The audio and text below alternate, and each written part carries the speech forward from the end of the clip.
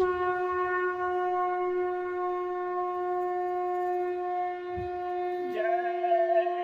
गुरुदेव। जय गुरुदेव।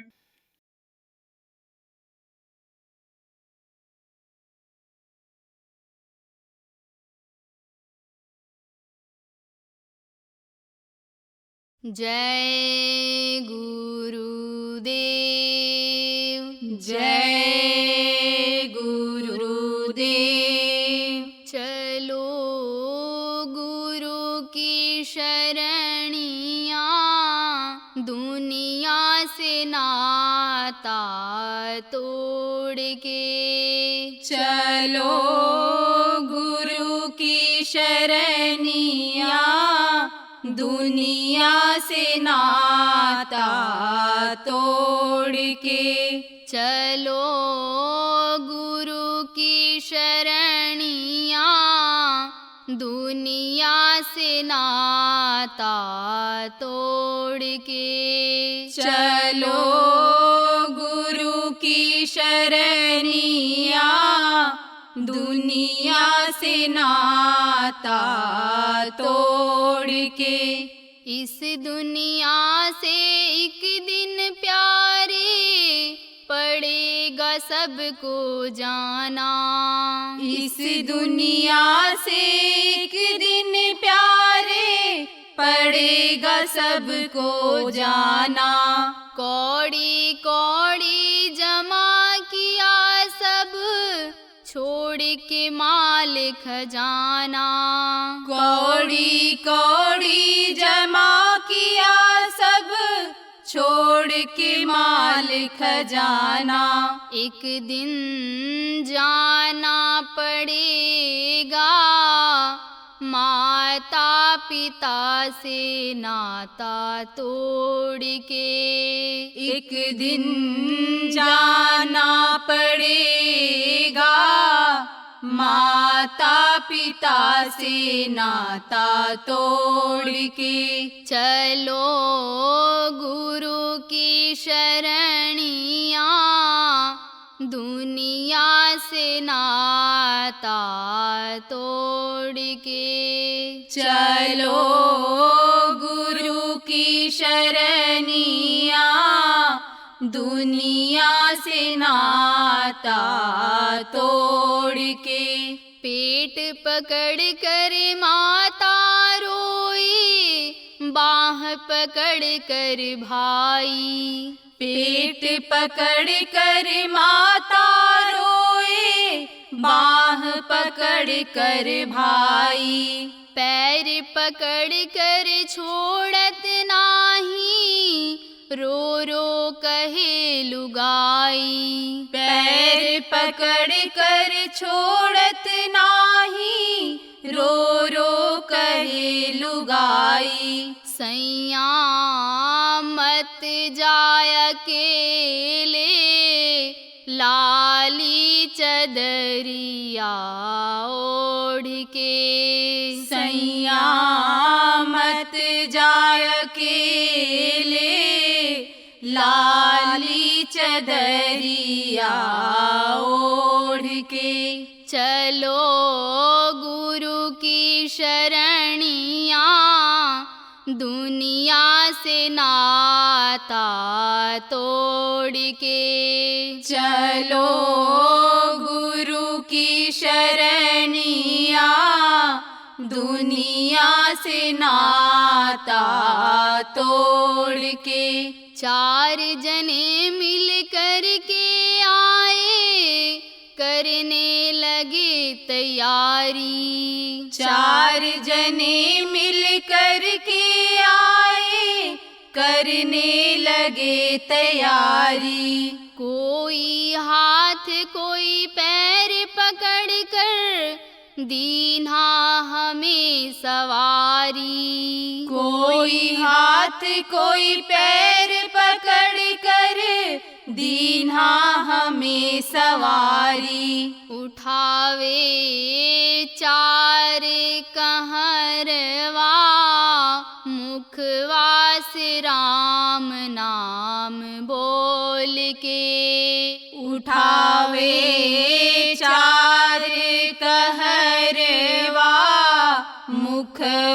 से राम नाम बोल के। चलो गुरु की शरणिया, दुनिया से नाता तोड़ के। चलो गुरु की शरणिया, दुनिया से नाता तोड़ के। कोई धूप कोई चंदन लावे, कोई बेल की पाती। कोई धूप कोई चंदन लावे, कोई बेल की पाती। स्वार्थ की सब इस दुनिया में, आगे कोई न संगाती। स्वार्थ के सब इस दुनिया में,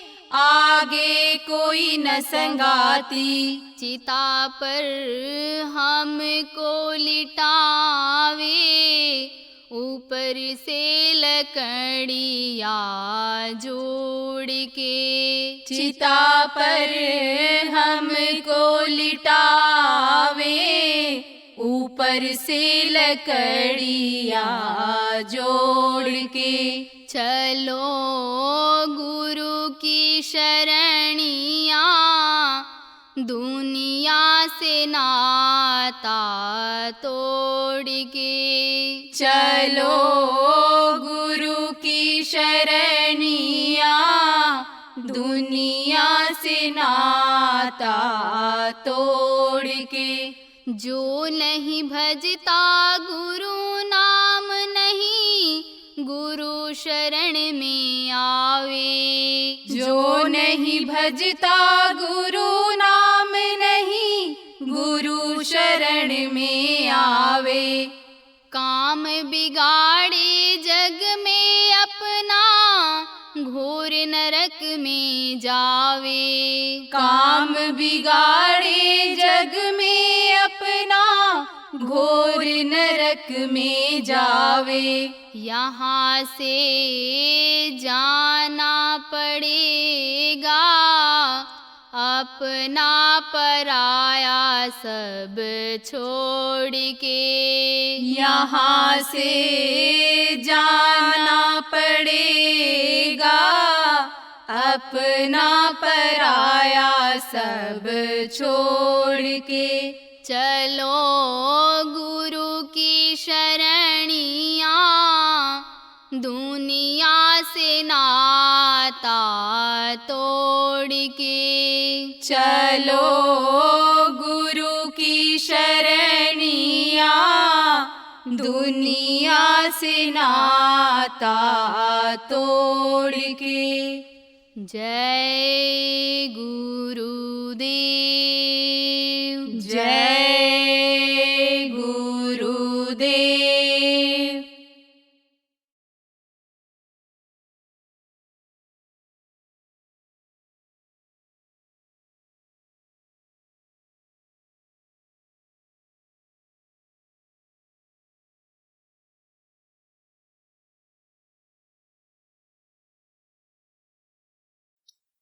जैसे जैसे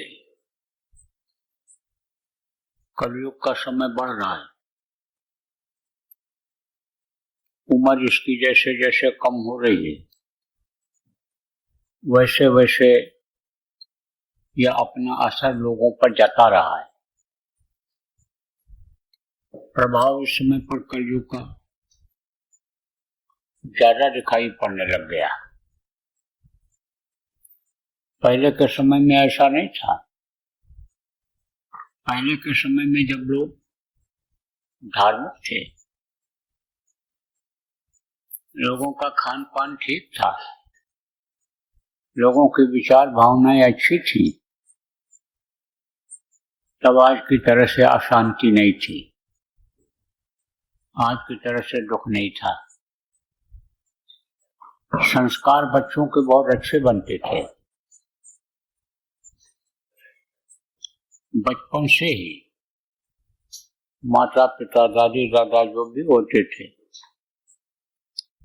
बच्चों को अच्छी अच्छी बातों को बताते थे। लोरी सुना करके, गाना सुना करके, किस्सा कहानी सुना करके माताएं बच्चों को चुप करती थी, बच्चों को संतुष्ट करती थी। तो यह किस्सा और कहानी जो भी सुनाई जाती थी वो महापुरुषों के बारे में बताया जाता था। उनकी जो लीलाएं होती थी उसको किस्सा कहानी के रूप में सुनाते थे। सुनने में भी अच्छा लगता था, कहने में भी आदमी को अच्छा लगता था और उसका असर भी अच्छा होता था। लेकिन अब वो चीजें खत्म होती चली जा रही हैं। तो किस्सा कहानी, जिसको दृष्टांत भी कहते हैं, कोई साक्षी कहता है, ये जो सुनाए गए हैं सज्जन पुरुषों के द्वारा, महात्माओं के द्वारा, वो लिपिबद्ध हो गया है। लिपिबद्ध किसको कहते हैं? लिख दिया है लोगों ने, किताबें तैयार होगी। अब वो किस लिए किताब लोगों ने तैयार किया है? कि इसको लोग पढ़ेंगे और समझेंगे, अमल करेंगे, लोगों को फायदा होगा। कागज छपाई का पैसा भले उन्होंने उसमें लिख दिया, इतना दोगे तभी मिलेगा। लेकिन नफ्स उद्देश्य शुरू से लोगों का यही रहा है कि ये जो भारतीय संस्कृति है इसको धार्मिक ग्रंथों में लिपिबद्ध कर दिया जाए, लिख दिया जाए, कि संस्कृति खत्म न हो जाए। एक राजा का दृष्टांत आता है। राजा के पास बहुत धन दौलत था, बड़े राजाओं में था, लेकिन लेना देना नहीं था। तो कोई बच्चा नहीं पैदा हुआ। कुछ ही समय का साथ था, किसका? पत्नी का।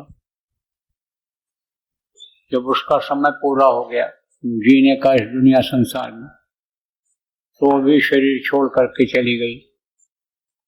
तन्हा यानी अकेला राजा रहने लग गया। तो पर्व लगता है, जैसे कार्तिक पूर्णिमा भी आएगी, अभी शरद पूर्णिमा हुई, और भी त्योहार आते हैं, तो उनके दिन लोग जाते हैं स्नान करने के लिए। कहाँ? नदियों में। गंगा नदी वहां बैठी थी राजा के राज के पास में, चर्चा हो रही थी, सभा में बैठा हुआ था कि इंतजाम करना पड़ेगा, और जब जाती है स्नान के लिए सुरक्षा की व्यवस्था, ऐसे भी भीड़ भाड़ से बचने के उपाय सब करना पड़ेगा। तो राजा सुन रहा था, कहा भाई तैयारी करा दो। फिर राजा के मन में आया, लाओ चलें एक बार हम भी गंगा नहाया हूं। बोलो भाई तैयारी करो, गंगा नहाने के लिए चलेंगे।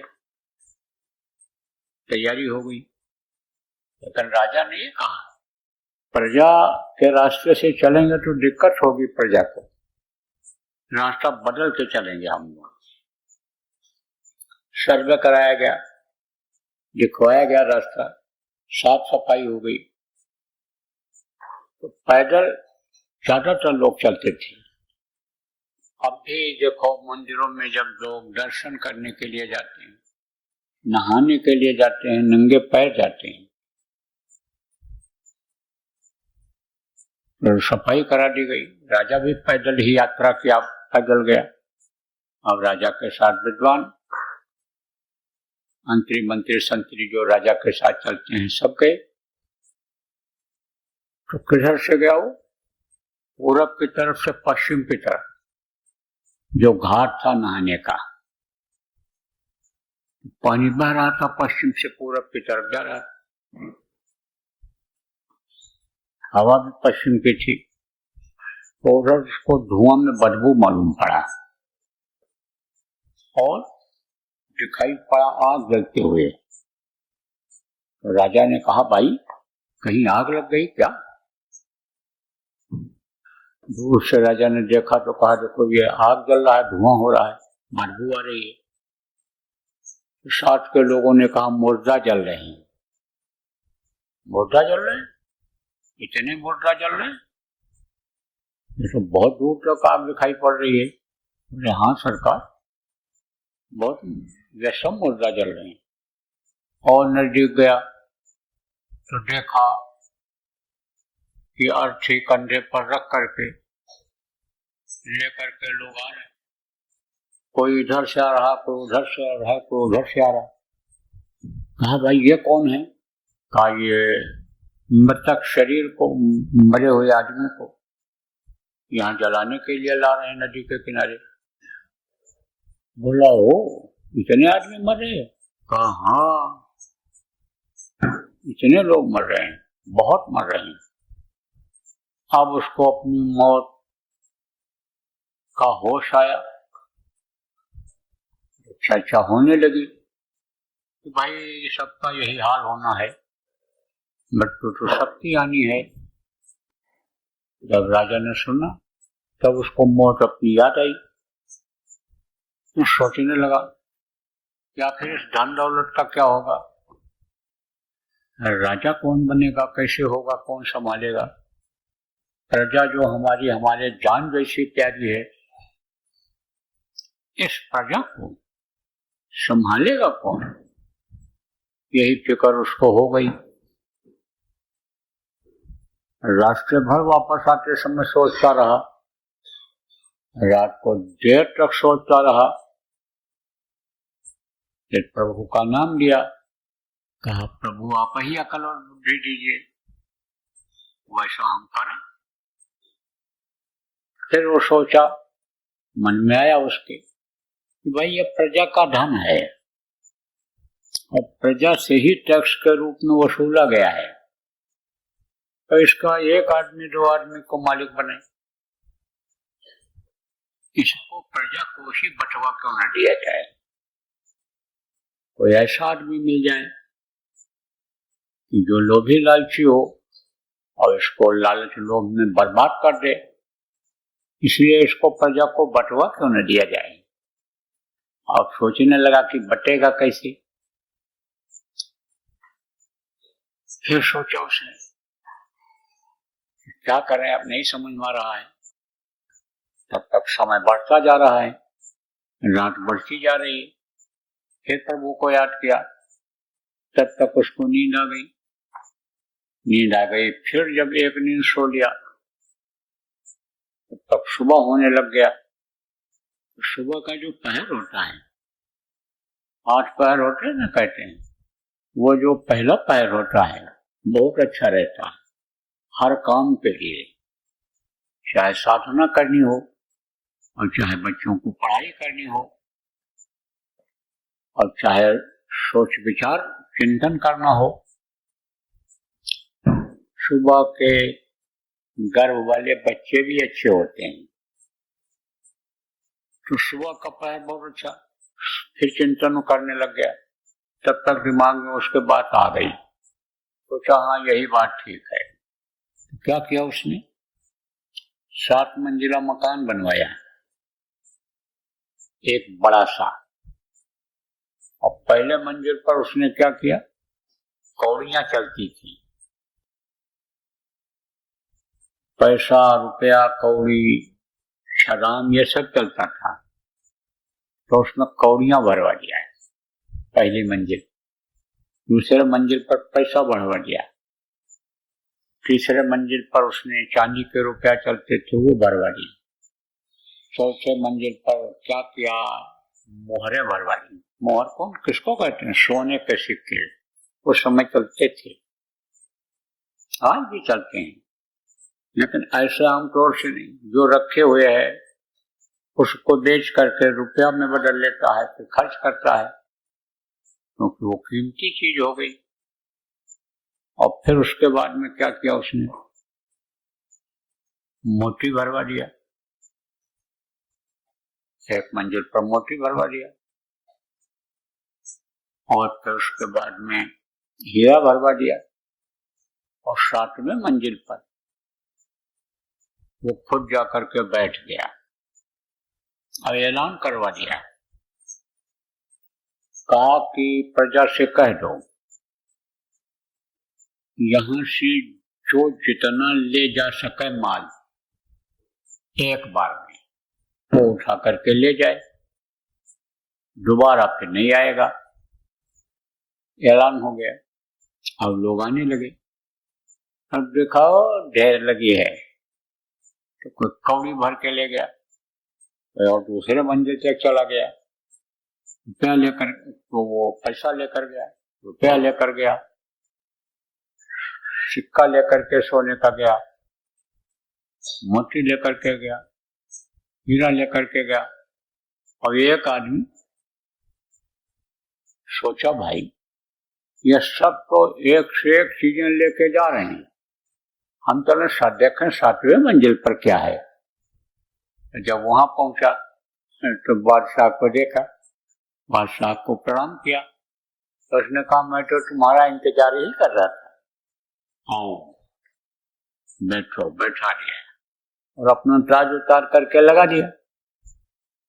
कहा कि तुम राजा रहोगे, अब तुम इस राज्य को संभालोगे और राज्य की जो बची हुई दौलत है उसके मालिक तुम रहोगे।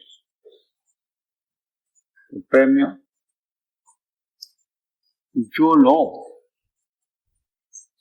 बाल बच्चों के चक्कर में फंसे रहते हैं वही उनका निशाना रहता है कि हमारे बच्चे सुखी रहें, बच्चे पढ़ लिख ले जाएं, हमारी गृहस्थी सही रहे, हमारा तन सही रहे।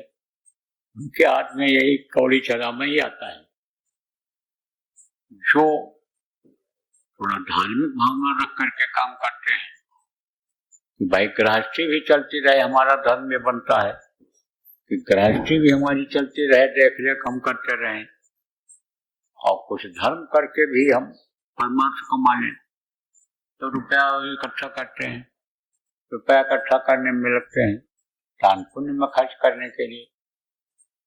और जो उससे भी परे की इच्छा रखते हैं तो वो आपके समझो कि ऊपरी और ऊपरी लोकों में जाते हैं, साधना करते हैं, तो एक के बाद दूसरे लोक में जैसे जैसे पहुंचते जाते हैं तैसे तैसे हीरा मोती आप समझो कि जवाहरात ये सब मिलता उनको चला जाता है, लेकिन फिर उसी में फंस जाते हैं। और जो ये इच्छा रखता है कि जो अजर अमर अविनाशी है, जो कभी मरता नहीं है, कभी इस पृथ्वी पर जन्म नहीं लेता है, जिनको लोगों ने सत्पुरुष कहा, जिनको हम आप जय गुरुदेव प्रभु कहते हैं, जिनको लोगों ने अनिसंग के साहब कहा, कभी सामने उनको साहिब कहा, तभी तो कहा साहब सबका बाप है, वो सबका बाप है, बेटा काहू का ना है।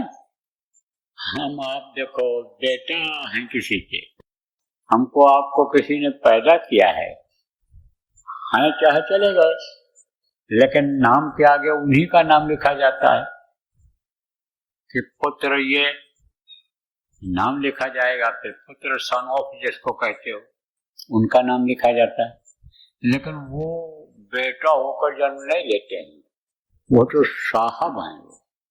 तो अजर अगर अविनाशी की जो इच्छा रखता है और वहां जो पहुंच जाता है वो उन्हीं में समा जाता है, उन्हीं जैसा हो जाता है, फिर कोई अंतर फर्क नहीं रह जाता है।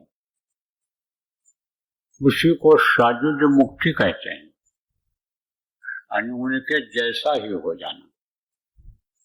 तो प्रेमियों, इच्छा यही रखनी चाहिए इस तन को पाने के बाद, इस शरीर के रहते रहते इस चीज की इच्छा होनी चाहिए कि हमारी आत्मा अजर अमर अविनाशी हो जाए और अजर अमर अविनाशी में प्रभु में मिल जाए, फिर दोबारा इधर आना न पड़े। अब आप कहोगे ये होगा कैसे, यह संभव कैसे है, कैसे हो सकता है? तो इसी के द्वारा हो सकता है। किसके द्वारा?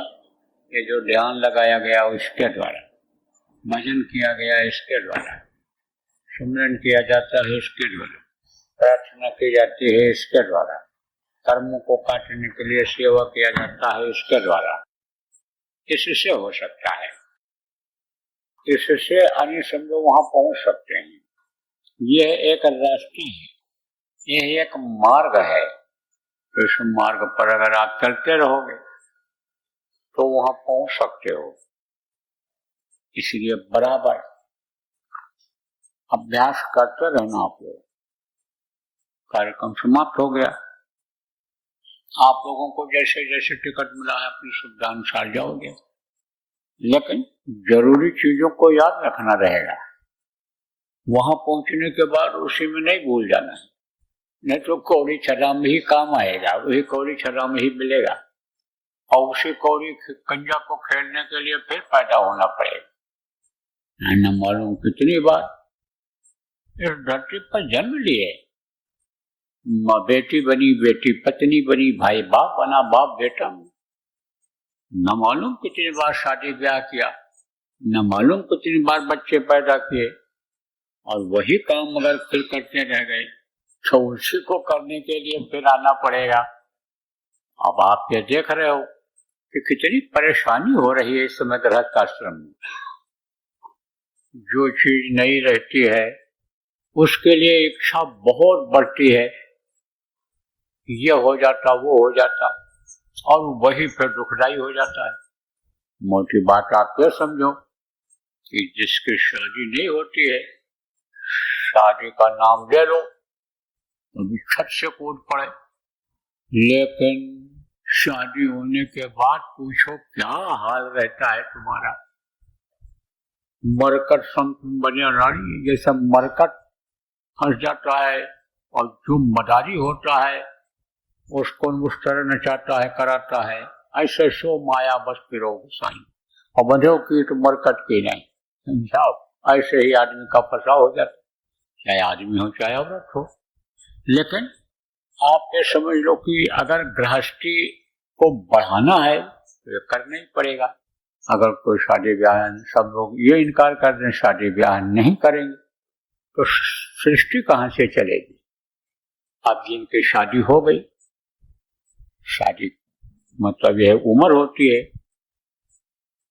हो तो गई, लेकिन समझो कि उसमें फंसना नहीं है, समय निकालना है, असला लक्ष्य असला उद्देश्य अपना बनाना है कि इसी जन्म में हम पहुंच जाए वहां सत लोग, वहां जय गुरुदेव लोग पहुंच जाए और हमको फिर वापस यहाँ मृत्यु लोक में आना न पड़े।